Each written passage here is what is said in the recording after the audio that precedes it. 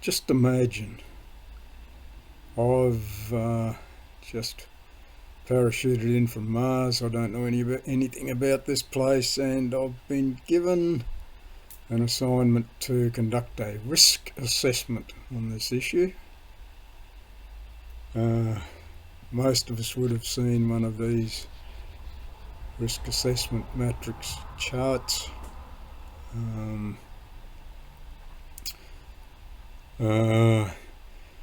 With the likelihood of some event occurring, going from very unlikely to very probable, and the severity across here from negligible over to severe, or I might say catastrophic. And so you can go diagonally here, rating the risk from low to high. These here in red are generally considered unacceptable. Just don't do it. So I get to work on this, and I come back a few minutes later, having applied this. I'm in a panic, and I say, "Major emergency, we have to shut down all high schools immediately, right now." And they say, "Oh, really? Why?" Well, I said, "Well, one of the consequences can be that people kill themselves. Can't have that." They go, "Oh, look, people die in road accidents every day, but people still get into their cars and drive. So get back to work on it, eh?" Here is an illustration of the hierarchy of controls that are used in relation to safety management. From the top down, these are from most effective to least effective. So in relation to the problem we have here, bullying in schools, I'm just going to pick this up here. So most preferred is to remove the hazard. Could we do that? We could expel all the bullies. It's close to what I would suggest is to remove them to a school of their own. But I think that applies a bit further down. We'll just leave that one for now. Probably not directly applicable. Substitution. Replace the hazard. No, can't see how that would work. I thought at first we could not make use of this second option here. A couple of days later, I was sort of imagining that what it would require would be to melt them down and pour them into a different mould. Not really practical. But then a couple of weeks after that, I realised, look, this is what I've been thinking for decades would be the way to deal with these. Pack them off to a boot camp. I know that's the American term. I don't know what we call it here in Australia. Anyway, military training, where a drill sergeant can break them down to utter hopelessness and then build them back up again to automatically act on a set of predetermined orders. That'd be the best use for these. You see, we can't leave them out amongst the general population. They just create too much mayhem and misery. Some go on to commit crimes, some, the worst ones, career criminals. So I think I mentioned this somewhere else. In traditional tribal societies, they would have sent these for warrior training and then deployed them out along the tribal boundaries to protect the homeland. I think we'd have to be careful who we really decided this had to be done with, because some of them can turn themselves around to become worthwhile citizens. But anyway, that's the way I imagine this option could be used. Here's the one I'm interested in. Engineering controls isolate people from the hazard. So isolating as opposed to elimination. So this is what I would propose, is a separate school. And I'll talk about this a bit later. A separate school for those who are most likely to develop bullying, or are most likely to develop into bullies. And my first attempt at that would be to rate everyone by intelligence quotient, and as I explained earlier, those with an IQ below about 95 could be schooled somewhere else until about age 20, where they are supposed to have their human forebrains pretty much developed, and they have all these civilizing processes in action. So that's the one I might use. Let's have a look at these others. Administrative controls, change how people work, policies, procedures, training. We have had heaps of that for generations, and we're still here. So I don't believe much in that one. PPE, what's the equivalent of PPE? Personal protective equipment, protect the worker well. I don't see that there's much way of, if bullies are in the vicinity, I don't know how you protect them other than putting a riot squad between them and their victims. But it does relate somewhat to what I want to elaborate on, which is the two things I would advocate for, which are practices which get people back into their centre, and closely allied with that is practices which enhance self-assurance. So that's how I would apply this if I were analysing this whole situation from a safety management point of view. So I'll insert that further back. Now on to today's subject. Where do I look? The who, what, when, where and why that I was describing sort of wrapped up all the causes.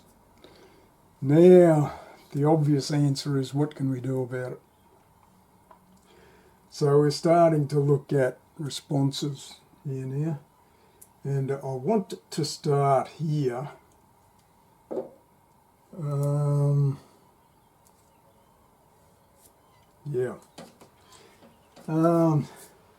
noticed that the Queensland government has announced that, if I've got this correct, it just sort of flashed by, they've allocated something like $33 million to the whole issue.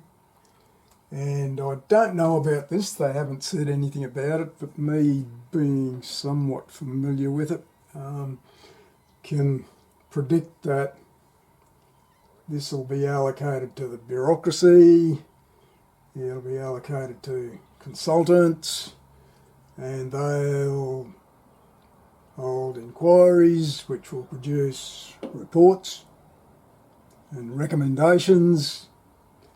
And at last we might get something happening from these recommendations. I know that the Premier said something about we're going to have these flying squads which are going to be directed out to hotspots and things like this. Just as an example. So I imagine there'll be investigators and counsellors and all sorts of specialists who will be making their way out to try to have some effect on this. Right, I'll come back to that. Now, where was I? Yes, now, when these get out into the field, I imagine that it's not just to support victims. If they've got any brains, they should be applying themselves to having a talk with these perpetrators. Although personally I don't see that it'll do much good. These are impervious, they're intractable, they're getting their orders and their rewards from instinct. They're not going to listen to a counsellor. Waste of time. All the way up to the top, even in international affairs, you know it's good policy not to negotiate with terrorists. It's counterproductive. It's worse than a waste of time. But I just sort of thought, well, you know, just having a look at the other side of it, maybe they could attempt something. I would predict that if there are any, I'll try to avoid naming them at this stage, people who go, you only have to reason with them. Well, as I've just pointed out, there is no reasoning with a bully. No reasoning with an obnoxious people. It can't be done. Coming back here, this is what I really wanted to tell us a bit more. This is what I really wanted to talk about. You've made some noise and got some attention, and these have decided something's going to be done. When it comes back around to you, how are you going to receive it? These are all going to be mainstream. They're not going to be offering any alternatives that you might prefer. I've got a book here, I've got to come back to this. See, I have experience of this.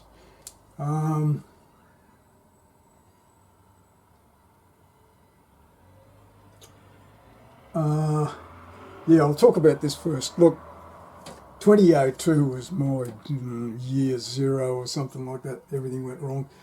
I spent a year on Zoloft, antidepressant, and an appointment with a counsellor, a 1-hour session once a month for 12 months. And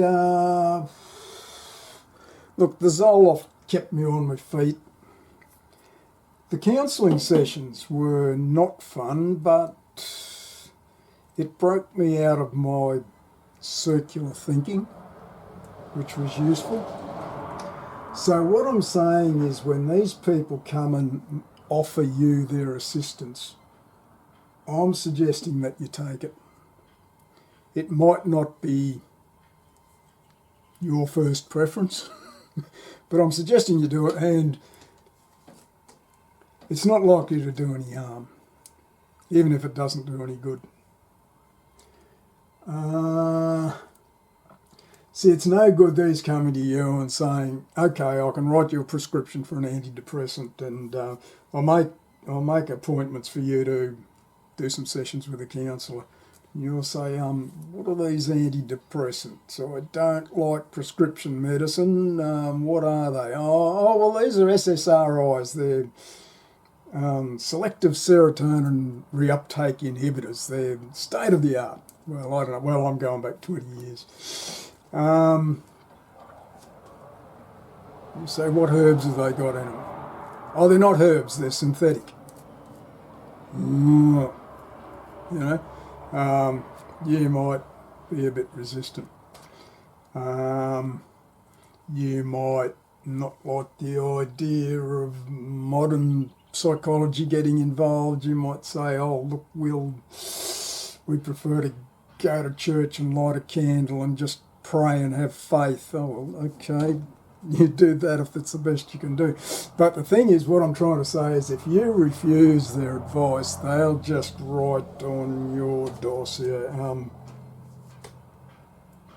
declined advice. You know, they've gone to all this trouble, they've listened to you, they've formulated a response, and when they get back to you, you don't want what they're offering. That's not going to go well. And to get back to what I was saying was, the mainstream treatments are quite good, actually, quite good. They're not likely to do any harm, and even if they don't do much good. They're not a magic wand either. What do they say? A panacea. They're not guaranteed to fix everything. When they do their surveys, which feed back into here and go around again, if they say, look, at some place we treated 10 people, 6 of them showed an improvement, 2 stayed the same, 1 got worse, and 1 killed themselves. The statisticians look at all that and say, well, compared to what might have been going to happen, that's an improvement, that's satisfactory. Tragic for you if you had an adverse outcome, but the people up here will look at that and say, oh, fairly good.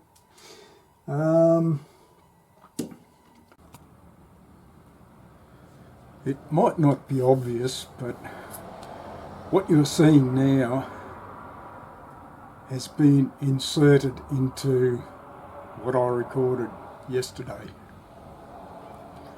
So yesterday afternoon I sat down to edit what I'd recorded then, and I had an uneasy feeling that I couldn't. I didn't know what it meant at first. An uneasy feeling that maybe I'd missed the point somewhere.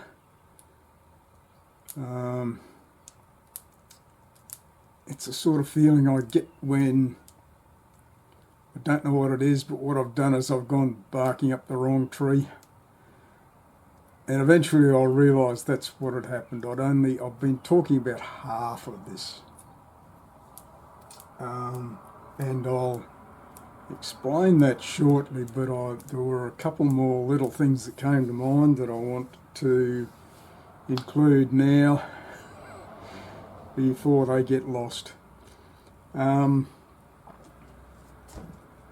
Responses. I only talked about the state government response yesterday. There are other responses. I was scribbling as quickly as I was thinking, trying to scribble as quickly as I can think, and I've put a few more things down that I want to mention. Responses. Looking at the comments on the Facebook pages, some of them say, expel bullies, force their parents to school them. Well, actually I agree with the concept. Get these out of here, they don't belong. But that's not the way I'd suggest doing it. Have a think about it. If you send these home, their parents are probably, well, both of them could be working, one of them could be working, neither of them could be working, but they're not the sort of people who would be very talented as teachers. They wouldn't be very good at teaching schoolwork, which is one problem. And the other one is, as I mentioned earlier, part of a contributor to how one of these becomes a bully is that they're just copying examples that they've seen, probably from home. So you're going to send them back home to an environment where that's the only thing they're going to see again. They're not even going to be exposed to the school environment where they'll see other examples. More of the same. That'll solve this problem in the very short term, but eventually you're going to have to mix with these, and by then they'll be even worse. Another comment says, teach your kids to fight back. Well, there are here are my two main thoughts about that. The first one is, as I mentioned earlier, bullies sort of, they look at everyone and they rate them. They do this automatically. And the ones at the top, no, too dangerous. They're immune.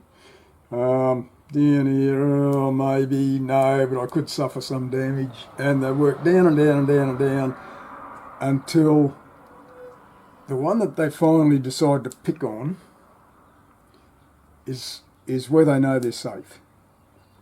They're not going to be able to fight back. Those people, their victims, are not going to be able to fight back. They've selected them for that. So teaching your kids to fight back, if they could fight back, they're not even on the bullies' list of prospects. The ones who need to learn to fight back and the ones who need to learn to defend themselves are not going to be able to. The bullies have sorted them to make sure of that. I was going to fighting back. Yeah, there's another horrible aspect to that. Look, you can put your child into karate classes and let's suppose that after a few years they're smashing bricks. But how do they go in a street fight?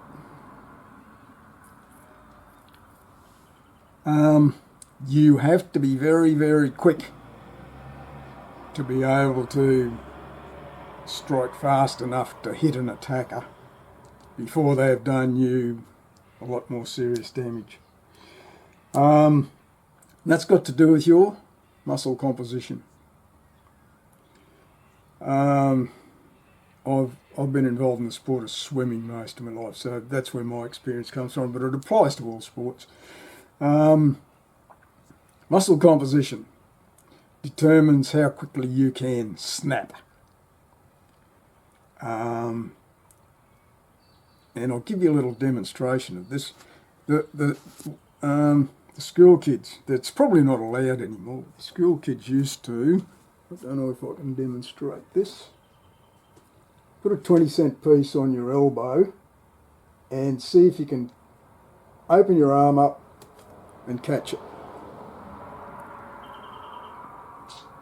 I'm going to do this. I'm using soft. I didn't want to put a coin there. That could go anywhere and smash something. So I'm using this. It's nice and big and obvious. I don't know whether I can still do this. I haven't tried recently. Oh, see, I missed it. I don't know if I can try again. But if you're all fast twitch white fibre, you can do that easily. Ooh. And I'm only a general purpose athlete. But you need to be all fast twitch white fibre to get a strike in quickly enough to do some damage before they've done serious damage to you. So it doesn't matter that you can smash bricks. If you can't do it quickly enough, they're going to do more damage to you than you can do to them. So that sort of crosses that possibility off the list. There's another nasty thing that happens here. Look, before the other side of this board has got all sorts of things splattered on it at random as I thought of them. And in one corner, even before I started that, I imagined that one corner would be taken up with the whole so-called legal professions. And that includes police and magistrates and barristers and you name it. And I was going to establish that those are worse than useless. You can just wipe them right off the board. They're not going to help you at all. And here is where they're not going to help you. You see, authorities and law enforcement don't care while a quiet little massacre is occurring. They only get involved if a school decides there's been some conflict that's caused someone enough injury that they look at their requirements and they find that they're obligated to call an ambulance and call police, and the ambulance will take them to the hospital where a medical professional will make observations and apply treatments, and this will all be recorded. Could end up in court later. Police will collect together witnesses and take statements, and this could go to court. But that's the only way that's going to happen. I don't know whether I'll ramble off onto, if you instigate proceedings yourself, how that might go. But, you see, if you fight back, the schools and the law enforcement and all that will just perceive that there's been a conflict, can't have that. You both get dragged into the principal's office, or you both get dragged up before a magistrate. And it's no use saying, well, he started it or something like that. They're not interested. If you're fighting back, a magistrate will give you a stern lecture about not taking the law into your own hands. That's what police are supposed to be for.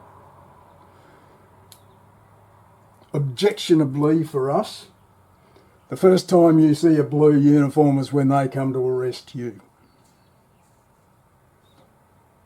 There's no avenue for making any progress on that front.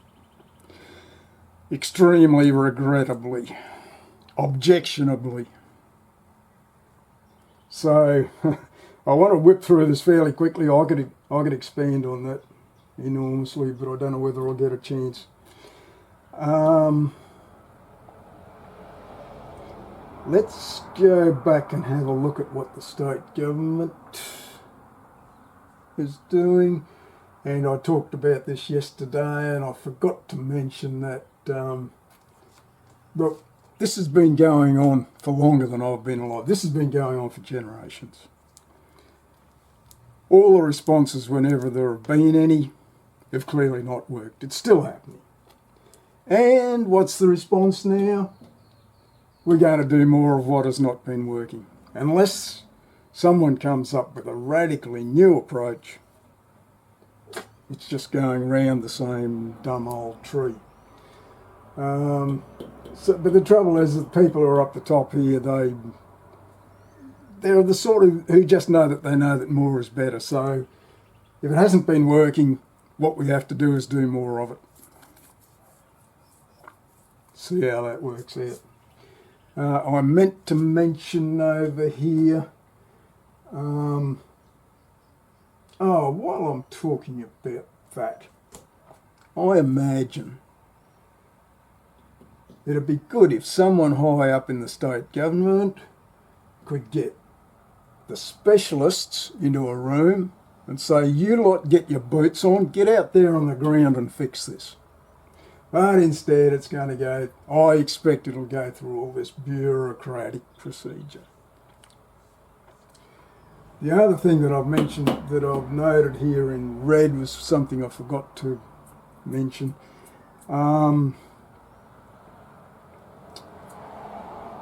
These, me being cynical, will be applying best practice, quality assured procedures within a risk management framework.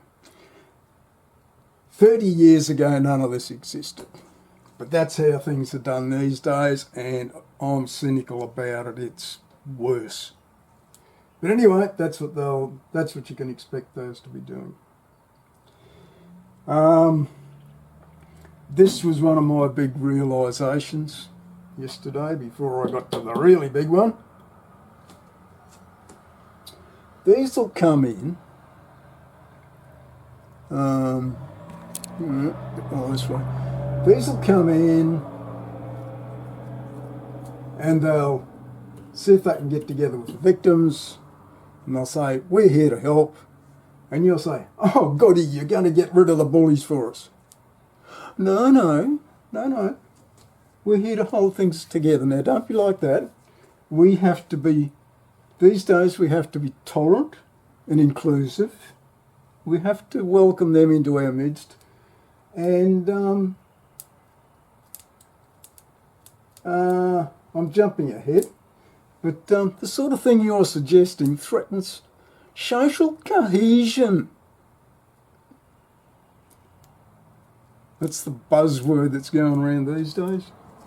Social cohesion. Okay. So we're going to have to keep tolerating these. That's what these will be saying. As I said yesterday, if these are proper professionals and you are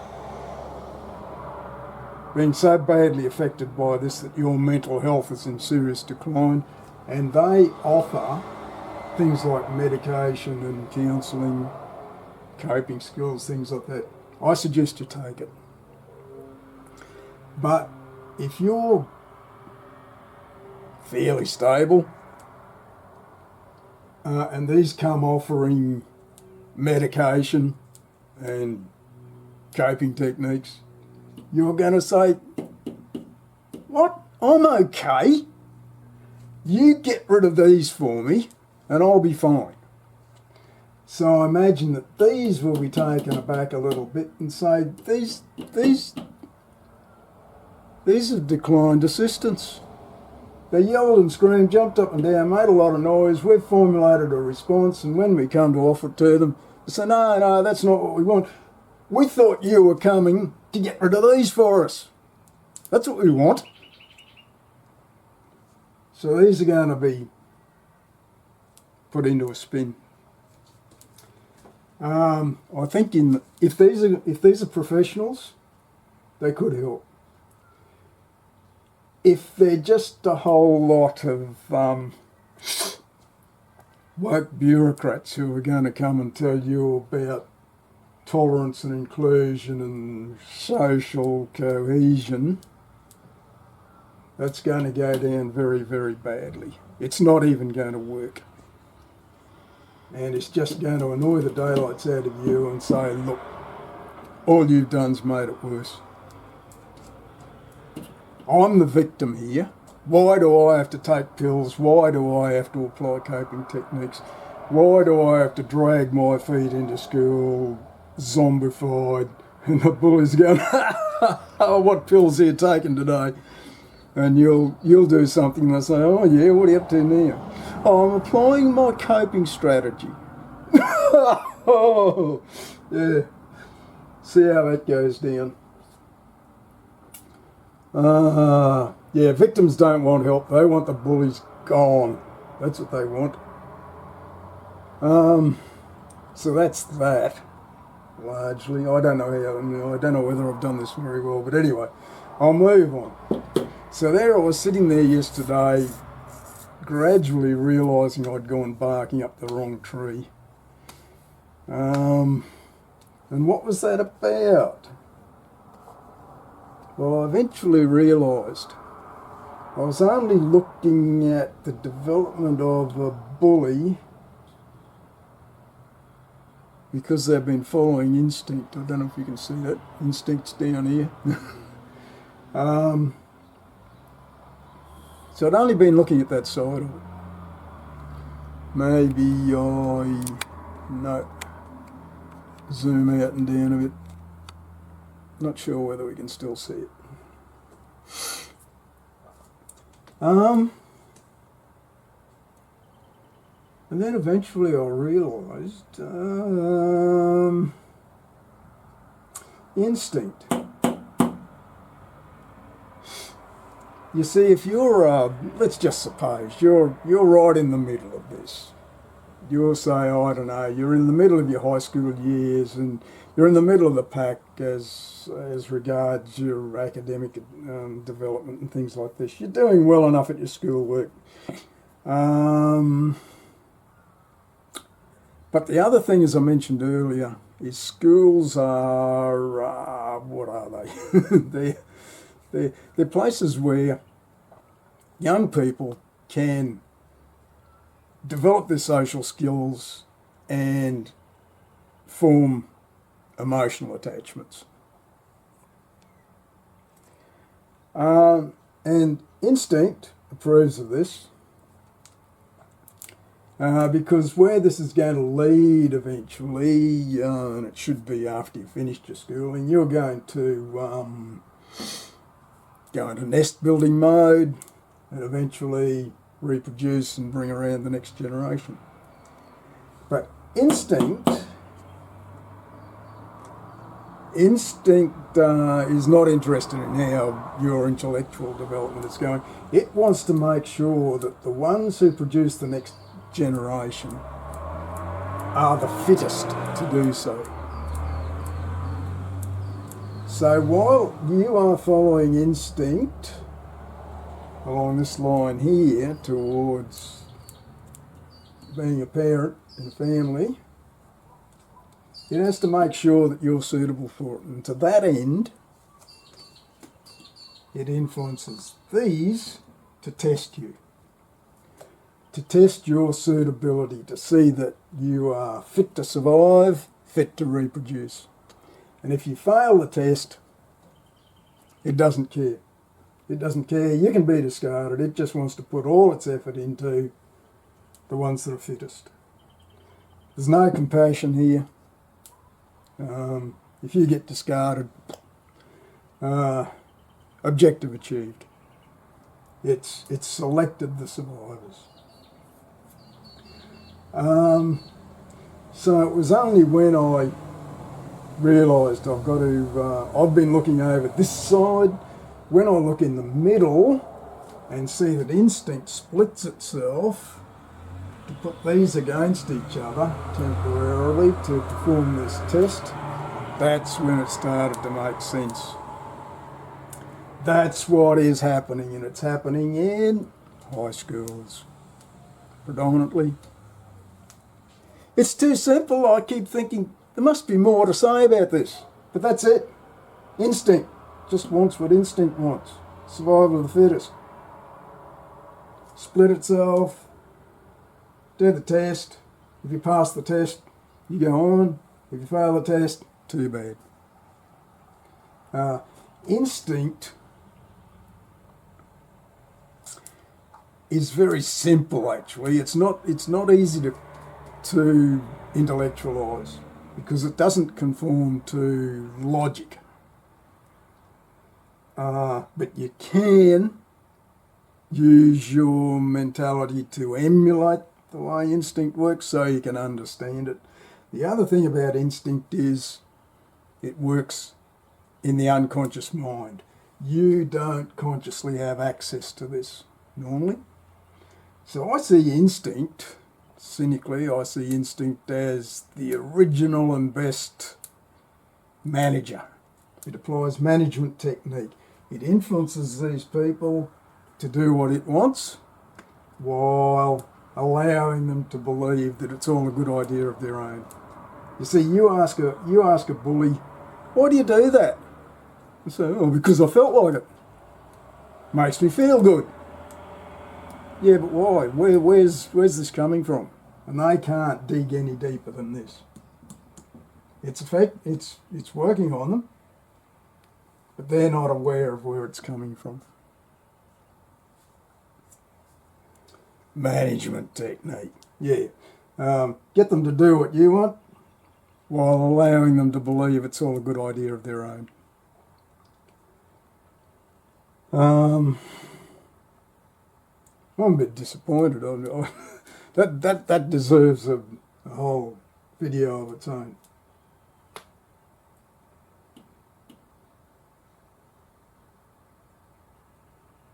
I wanted to go on to something else today, and now I've had to backtrack and do this.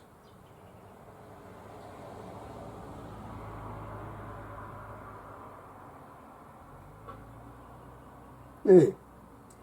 So I think that's it. The two big realisations from yesterday. These get deployed out here, and the victims think, good, help's arrived. We're going to get rid of the bullies. And they say, no, we're not here to get rid of the bullies. We want to keep you all together. We're going to give you some coping skills. Booyah. These will get run. There's a risk these will get run out of town. And the risk then is we'll handle this ourselves. And the obvious way ordinary people will think to deal with this ourselves is with a short length of 4x2. And then you'll see what disrupted social cohesion looks like. But that's only going to escalate into something worse, you know. You will see the blue uniforms involved then, probably the riot squad. And it'll go from bad to worse. So I'm not optimistic. Not optimistic. Somehow they'll find some way to slam the lid on this and keep it from erupting. But the victims are going to call a spade a spade. The victims are going to keep killing themselves. And there's only the ones that are visible. The fact is that large numbers of people are going to have their whole lives largely destroyed. The damage, if you could see the damage, it's appalling.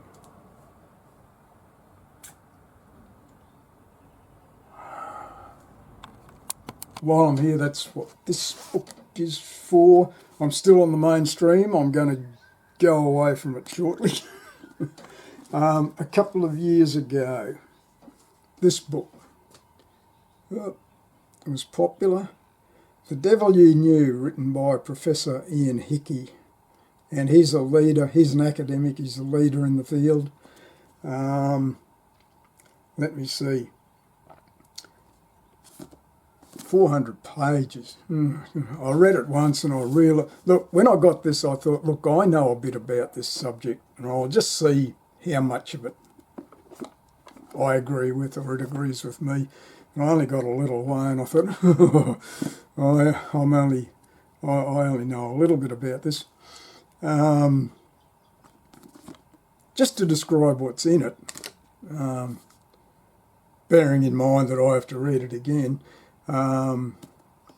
they say there are two main, they identify two main causes. I'm talking about anxious depression here, and that's just one possible, this is what I'm familiar with, and it's just one possible outcome of this process. There would be a myriad of others that I don't know anything about. So when I'm talking about anxious depression, that's just what I'm familiar with. And this says, okay, traditionally, psychotherapists said, okay, this develops because of your environmental factors. It was, what would you say, adverse experiences you had in childhood and other things that have happened since that have clumped onto it and formed a complex, and that's why you're in midlife and you've stopped functioning. So that was those. Then comes about the 1980s, genetics was beginning to be studied, and they were finding that numerous conditions could be explained by genetics, and they were hopeful that some psychological conditions could be explained by genetics, and they do seem to be claiming that they've found genetic factors that predispose people to being more susceptible to this. And so we've got these two camps about what the origin of it is, and then there are two camps. They don't divide that clearly, but there are two camps about what the treatments should be. And so the traditional psychologists said, okay, we're going to continue on with psychotherapy, we're going to keep talking about it and advising people. And the proponents of the genetic theory tend to be more the ones who advocate medication. What we're finding is there's a recognition that every case is individual, so they all need analysing on a case-by-case basis, and the treatments similarly. So you'll find that if you get into one of these programs, you'll there'll be a mixture of psychotherapy, or counselling I should say, counselling and medication. I'll give you some of both, which is okay. And the other thing I wanted to say about this was Professor Hickey's a leader in his field, and he himself says he's exasperated to see so many of his colleagues who are also top in the field are stuck doing things that they used to do 20 and 30 years ago, that they haven't caught up. This is a very fast moving field. Yeah, watch this space. I can put that one away. I've got a heap of books here, but none of them are mainstream. That's the only one. And that is about the last thing that I want to say about mainstream treatments. From here on, I'm going to go off beam. And what I'm going to be talking about is things from my own experience. And please bear in mind, I am not a medical practitioner. I'm not accredited at all. Medical practitioners are the only ones who are permitted by law to diagnose and to treat.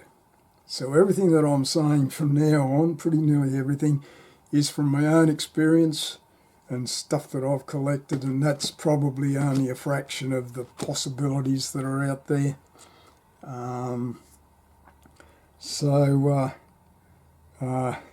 Yes, if you don't want to be exposed to anything other than this, feel free to switch off now. Right, I can put that one away.